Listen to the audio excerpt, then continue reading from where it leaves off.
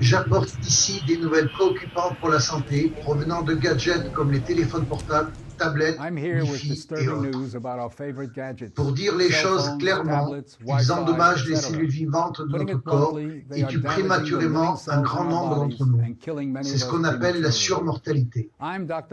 Je suis le docteur Martin Blanc du département de physiologie et biophysique cellulaire à l'Université de Columbia. Cela me désespère, ainsi que plus de 160 de mes collègues qui aujourd'hui lancent un appel aux Nations Unies pour demander de s'attaquer à ce problème de santé publique.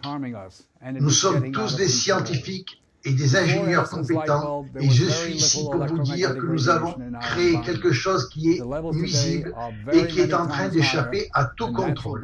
Avant l'ampoule d'Edison, il n'y avait pas de rayonnement électromagnétique artificiel dans notre environnement. On constate que leurs niveaux atteints aujourd'hui sont des milliers de fois plus élevés que ceux qui existent naturellement, et ils s'accroissent rapidement à cause de tous les nouveaux appareils radiatifs du sans-fil. Un exemple, une foule d'entre nous a en ce moment dans la poche un téléphone mobile. Une étude montre qu'en même temps que l'usage du téléphone portable s'est largement répandu, l'incidence du cancer cérébral chez les jeunes a plus que triplé. Nous installons des antennes relais sur des bâtiments à usage d'habitation ou sur les toits des hôpitaux où résident des personnes âgées ou des malades qui essaient de guérir. Maintenant, de nouveaux compteurs radiatifs et des antennes relais quadrillent tout notre environnement de rayonnement artificiel micro-ondes. Il est particulièrement effrayant de constater que ces rayonnements issus de la technologie des communications mobiles et du courant porteur en ligne, comme celui du Linky, perturbent les échanges de notre métabolisme et endommagent l'ADN de nos cellules.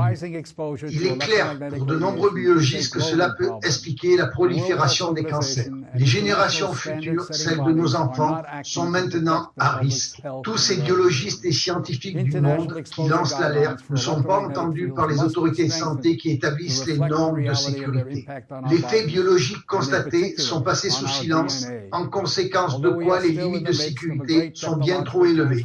Elles ne protègent pas la population. L'entière divulgation de tous les conflits d'intérêts possibles entre les responsables des autorités de santé et l'industrie permettrait probablement d'obtenir une plus grande protection.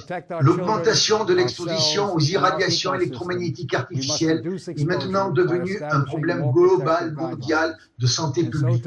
L'Organisation mondiale de la santé et les organismes internationaux de normalisation n'agissent pas actuellement dans l'intérêt de la santé et du bien-être des personnes. Les règles internationales d'exposition aux champs électromagnétiques artificiels doivent être renforcées et refléter la réalité de leur impact sur notre corps et en particulier sur notre ADN.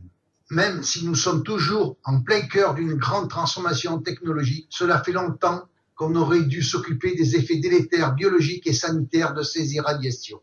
En réalité, nous faisons tous partie d'une vaste expérience biologique sans notre consentement éclairé. Pour protéger nos enfants, nous-mêmes et notre écosystème, nous devons réduire l'exposition en établissant des recommandations plus protectrices.